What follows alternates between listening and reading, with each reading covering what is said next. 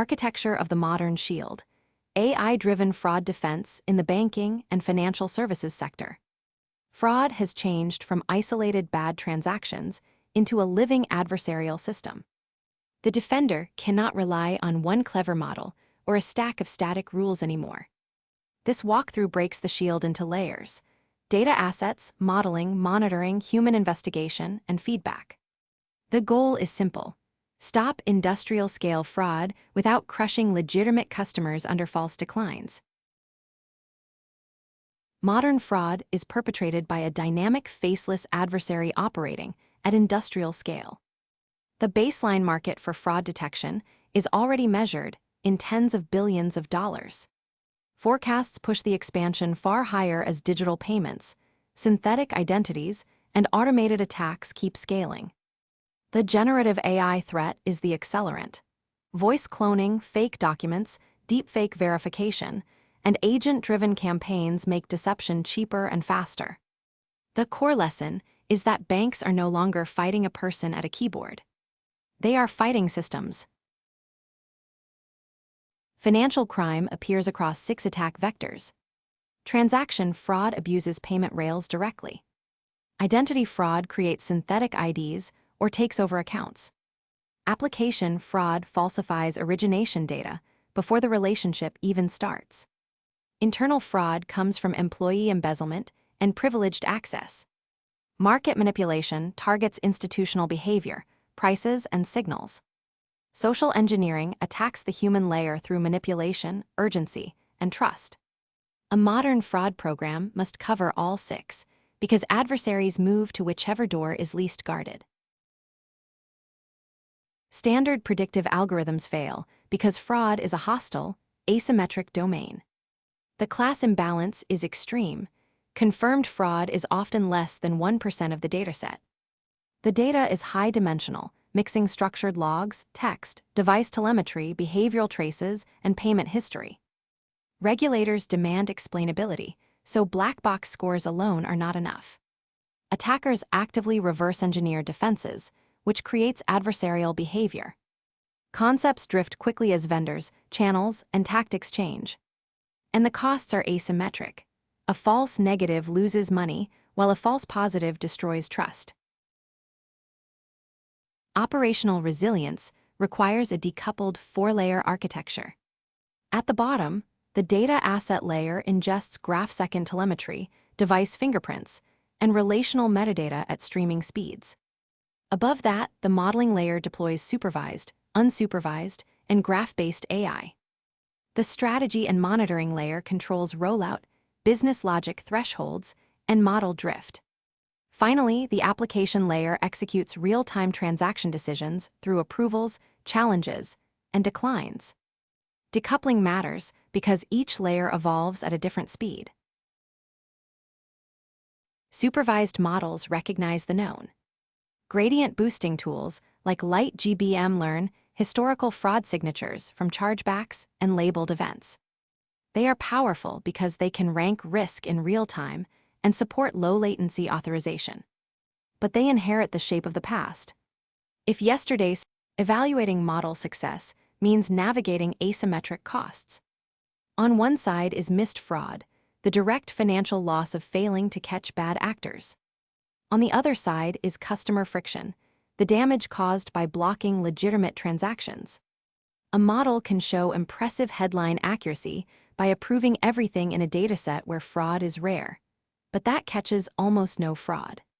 True evaluation requires precision, recall, false positive cost, investigator workload, and customer experience together.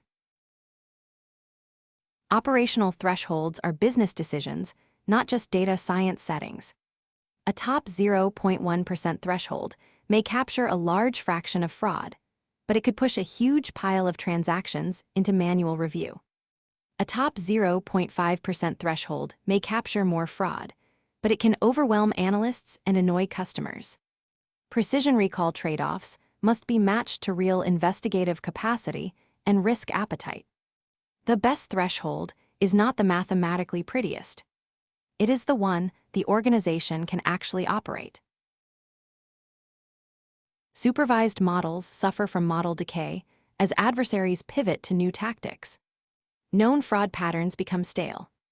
Attackers test the boundary until the old features stop working. Detection efficiency falls while zero-day fraud vectors rise. This is why defense requires a complementary layer that defines normal behavior first, then searches for what is abnormal. Supervised learning asks, have I seen this type of fraud before? The next layer asks, does this transaction belong in the world we normally understand? Autoencoders handle the unknown by measuring deviance from learned normality.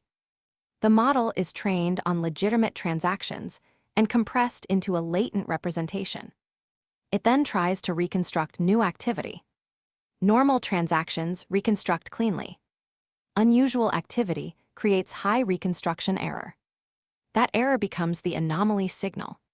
Operationalizing unsupervised anomalies requires shadow mode deployment. Unsupervised systems naturally generate more false positives because, at launch, a legitimate customer making a rare purchase can look strange. The answer is not to block immediately. Run the model silently beside production traffic. Let fraud teams inspect the highest error percentiles before turning scores into actions. Shadow mode turns a risky anomaly detector into an observed sensor, then a calibrated control. Analyzing transactions in isolation blinds systems to coordinated fraud. Rows in a database can look unrelated when each account, card, or device is reviewed alone. But organized fraud leaves topology. Shared devices, common IP subnets, linked beneficiaries, synchronized timing, and repeated behavioral patterns create relational structure. Once the same data is mapped as a graph, hidden clusters emerge. The fraud may not be visible in one transaction, but the network tells on itself. Graph analytics exposes the shared infrastructure of organized crime. Community detection, such as the Leuven algorithm, partitions dense networks into clusters.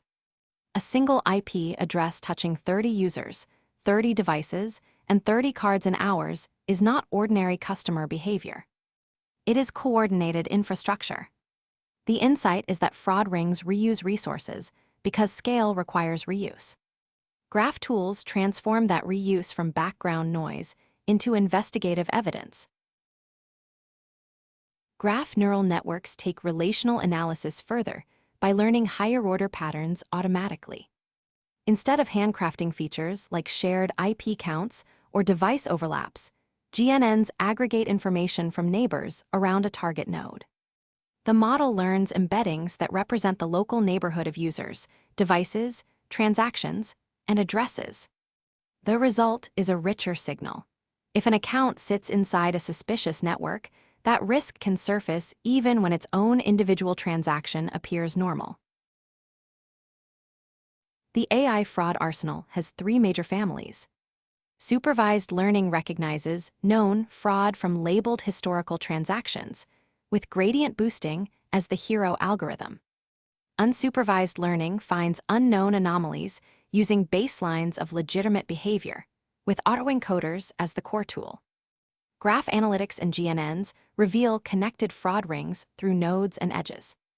Each family has a blind spot. Supervised models miss novel tactics, unsupervised models can over-alert, and graph systems add computational overhead. The architecture works because the blind spots are different. Large language model operations bridge the gap between complex AI alerts and human investigation. A raw JSON alert may include device hashes, addresses, transaction IDs, anomaly scores, graph neighbors, and policy flags. That is too slow for an investigator under pressure. An LLM can summarize the structured evidence into a concise narrative. This transaction shares an IP with accounts previously involved in chargeback fraud, and the transaction amount is above the user's average. The LLM is not the real-time blocker. It is the second-line translator that reduces investigation time. The final design is a synergistic defense loop, a layered, adapting ecosystem. A transaction enters the system. Supervised models run the fast path for known fraud. Unsupervised sentinels flag novel deviations. Graph deep scans reveal hidden network connections. The LLM synthesizer converts technical signals into investigation language. Human analysts confirm, dismiss, and explain cases. Their decisions feed back into data assets so the system learns. This loop is the difference between a model and a living defense program. The conclusion: move from singular algorithms to structural resilience. Monolithic, rule-based systems fail against industrialized adversaries because the attacker only needs to find one brittle seam. Resilient defense decouples the layers and deploys a synergistic arsenal. Supervised learning stops what is known. Unsupervised learning searches for what is strange. Graph intelligence reveals who is connected. LLMs help humans act faster. The modern shield is not one model. It is an architecture.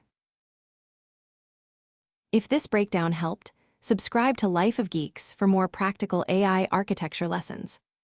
Comment fraud and I will turn this into a reusable checklist for model selection, threshold tuning, graph signals, and investigation workflows.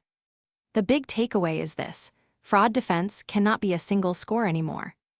It has to be a layered system that learns, explains, and adapts under pressure. Build the shield, not just the model.